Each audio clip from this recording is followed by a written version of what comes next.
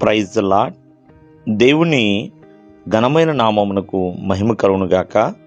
ప్రభు పేరట మీ అందరికీ హృదయపూర్వక వందనాలు. ఈ ఉదయకాలము దేవుని వాక్యాన్ని విందాం.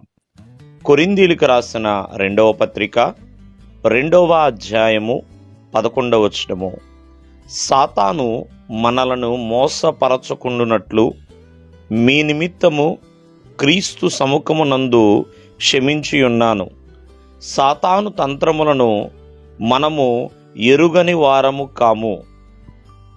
ప్రియమైన వాళ్ళరా, సాతాను కొన్ని తంత్రాలు కలిగి ఉంటుందండి. మోసపరుస్తూ ఉంటుంది, అబద్ధములు చెప్తూ ఉంటుంది. అంతేకాకుండా ప్రియమైన వాళ్ళరా, ఎన్నో విషయాలలో సమస్యలను కూడా తీసుకొస్తూ ఉంటుంది.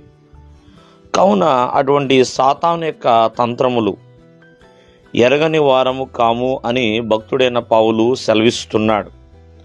ఈ రోజున ఈ అపవాది ప్రియమైన వల్లరా చాలామందిని కూడా మోసం చేస్తూ ఉంటుంది. ఎంతోమందిని బంధించి పట్టి ఉంచుతూ ఉంటుందండి. ఎంతోమందిని బంధిస్తూ ఉంటుంది. మరి కొంతమంది చాలా సంవత్సరాలు సాతాను బంధకములోనే ఉండి విడుదల లేకుండా ఉన్నవారు కూడా చాలామంది ఉన్నారు. ప్రియమైన వల్లరా, ఒక మాటలో చెప్పాలంటే 18 సంవత్సరాలుగా సాతాను బంధించిన మరి ఒక ఆమె ఉందండి. 18 సంవత్సరాలుగా ఆమె నడుము వంగిపోయే ఉంటుందండి, ఏమాత్రము కూడా లేవలేని స్థితిలో. అంటే అపవాది యొక్క బంధకాల్లో తాను బంధించబడి స్వస్థత లేకుండా ఉన్నది. ఈ రోజున చాలామంది ఆత్మీయులైన వారిని అపవాది మోసం చేస్తుంది. అపవాది యొక్క వ్యూహం ఏంటి, ఎటువంటి తంత్రాన్ని కలిగి ఉందంటే, దేవుని దగ్గర ఉండే సన్నిహితమైన సంబంధం ఉంది కదండి. ప్రార్థన, దేవుని మందిరం, దేవుని వాక్యము, దేవుని పరిచర్య, వీటన్నిటి నుంచి కూడా దూరం చేయడానికి ప్రయత్నిస్తూ ఉంటుందండి. సాతానుడు ఎప్పుడు కూడా వీటన్నిటి నుంచి కూడా దూరం చేయడానికి ప్రయత్నిస్తూ ఉంటాడు. అంటే దేవునితో కలిగి ఉన్న చక్కటి సన్నిహితమైన అనుబంధాన్ని.